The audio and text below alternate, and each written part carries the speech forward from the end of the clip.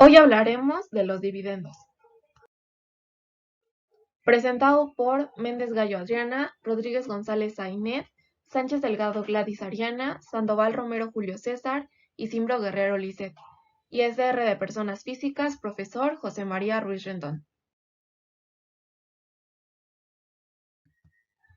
Si el resultado contable del ejercicio arroja una utilidad, los accionistas tienen derecho a gozar de la misma, a través de una distribución de dividendos.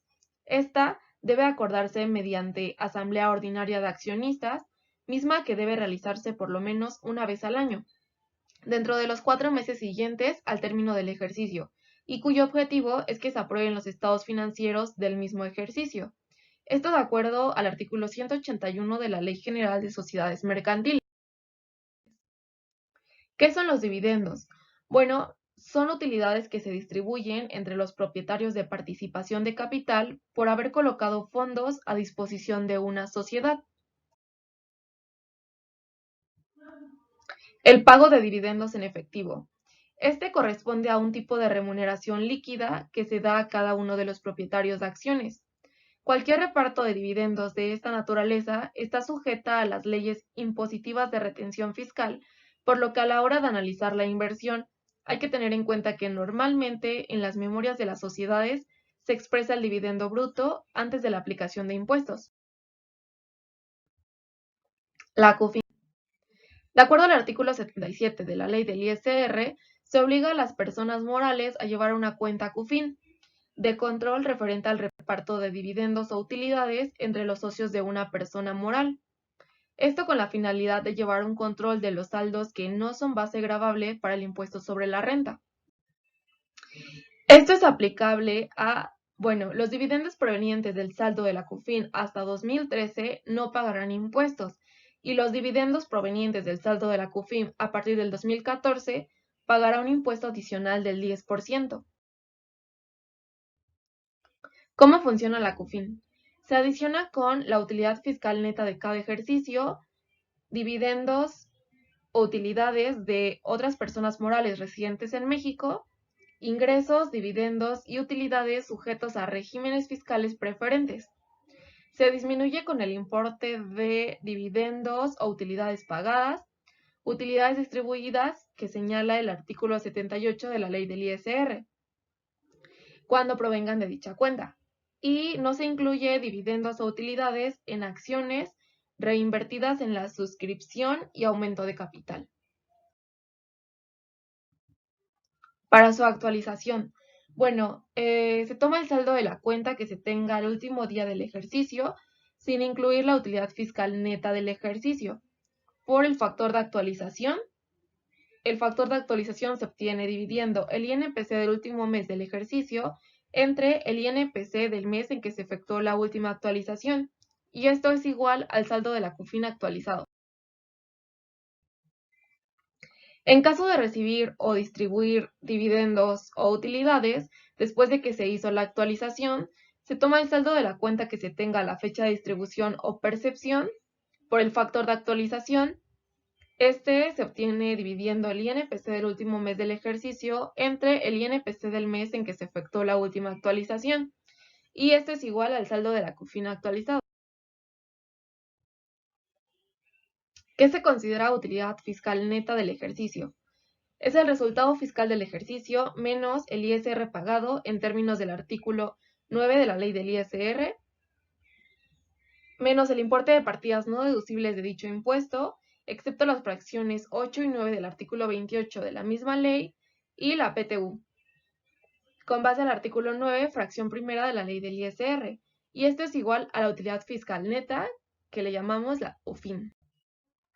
Determinación de UFIN de acuerdo a la ley del ISR. Aquí hay un ejemplo que se tiene el resultado fiscal de 17.500.000 menos el ISR pagado, que aquí están los artículos que mencioné, el ISR pagado de acuerdo al artículo 9 de la ley del ISR, que son 2.300.000, menos las partidas no deducibles, artículo 28 de la ley del ISR, 1.700.000, y menos la PTU pagada en el ejercicio, de acuerdo al artículo 9, fracción primera, que corresponde a 1.400.000, y esto es igual a la utilidad fiscal neta del ejercicio, que son 12.100.000.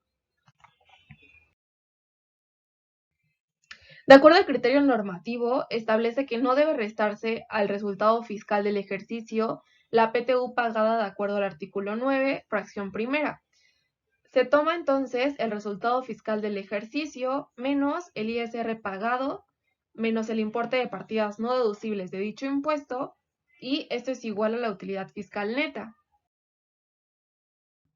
Aquí vemos el ejemplo, que se toma el resultado fiscal, que son 17.500.000, menos el ISR pagado, que son 2.300.000, menos las partidas no deducibles, que es igual a 1.700.000, y obtenemos la utilidad fiscal neta del ejercicio, que son 13.500.000.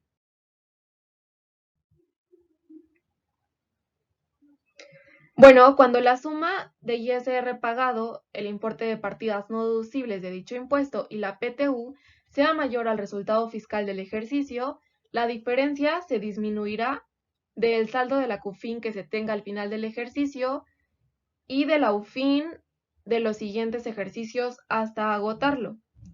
¿Cómo se actualiza el monto pendiente por disminuir? Bueno, este se actualiza dividiendo el INPC del mes del ejercicio en el que se disminuya entre el INPC del mes del ejercicio en el que se determinó. Mecanismo aplicable cuando se modifica el resultado fiscal de un ejercicio. Bueno, en caso de que se reduzca la UFIN determinada, se toma el saldo de la CUFIN que la persona moral tenga cuando se haga la declaración complementaria, menos el importe actualizado de la reducción, y esto es igual al saldo de la CUFIN actualizado. En caso de que el importe actualizado de la reducción sea mayor al saldo de la CUFIN cuando se haga la declaración complementaria, a la diferencia se le aplicará el procedimiento del artículo 140 de la ley del ISR. Casos de fusión o escisión de sociedades. El saldo de la cuenta CUFIN se dividirá entre sociedad escindente, sociedad escindida, en la proporción que se efectúe la participación del capital contable del estado de posición financiera aprobado por la Asamblea de Accionistas, que sirvió de base para realizar la escisión. El artículo 140 de la ley del ISR dispone que los dividendos o utilidades percibidos por las personas físicas de las personas morales residentes en México se acumularán a los demás ingresos que perciban. Para que una persona física pueda acreditar contra el impuesto que se determine en su declaración anual, el ISR pagado por la persona moral que distribuyó los dividendos o utilidades, se deberá acumular el monto de los dividendos o utilidades percibidos. Los dividendos o utilidades distribuidos se adicionarán con el impuesto sobre la renta que se deba pagar en los términos del artículo 10 de la ley del ISR. ¿Cómo se determina el impuesto que se debe adicionar? Bueno, para determinar el impuesto que se debe adicionar a los dividendos o utilidades, se deberá multiplicar por el factor de 1.4286 y al resultado se le aplicará la tasa establecida en el artículo 9 de la misma ley. De acuerdo al mismo artículo del 140, las personas físicas están sujetas a un ISR adicional del 10% sobre los dividendos o utilidades distribuidos. Y bueno, el ISR se pagará mediante retención que efectuarán las personas morales y lo enterarán con el pago provisional del periodo. Este pago se tomará como definitivo. De acuerdo al noveno transitorio, el ISR adicional solo será aplicable a las utilidades generadas a partir del ejercicio 2014, como ya lo había mencionado antes, con objeto de identificar de cuál COFIN provienen a efecto de si procede o no realizar la retención del 10%. La determinación. Bueno, son los dividendos o utilidades distribuidos a la persona física a partir del ejercicio de 2015 provenientes de las utilidades generadas a partir del ejercicio 2014 por la tasa del ISR adicional del 10%, y esto es igual al ISR adicional sobre los dividendos o utilidades distribuidos a la persona física. Ahora les presentaremos un ejemplo. El señor Rafael Núñez ha decidido invertir en la sociedad del Patito Azul S.A.D.C.B. el día 12 de septiembre del año 2019. Al término del ejercicio, el señor Rafael ha recibido la cantidad de 100,000 pesos por el concepto de dividendos. Calcular el impuesto por concepto de ISR que el señor Rafael tendrá a cargo o a favor según sea el caso. Ahora determinaremos los ingresos acumulables de acuerdo al artículo 140 de la Ley de ISR. Nuestro ingreso por dividendos es de 100,000 pesos. Esto se debe multiplicar por el factor de acumulación de 1.4286 según el primer párrafo del artículo 140. Nuestro ingreso es de 142,860 pesos.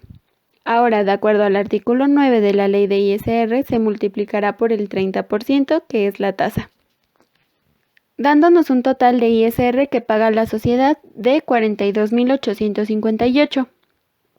Esto nos da un total de ingresos acumulados por dividendos de 142,860 pesos. Para determinar el impuesto se hace el procedimiento del artículo 151 de la Ley de ISR. Esto nos dice que el total de ingresos acumulables menos nuestras deducciones personales nos dan una base del impuesto de 142,860.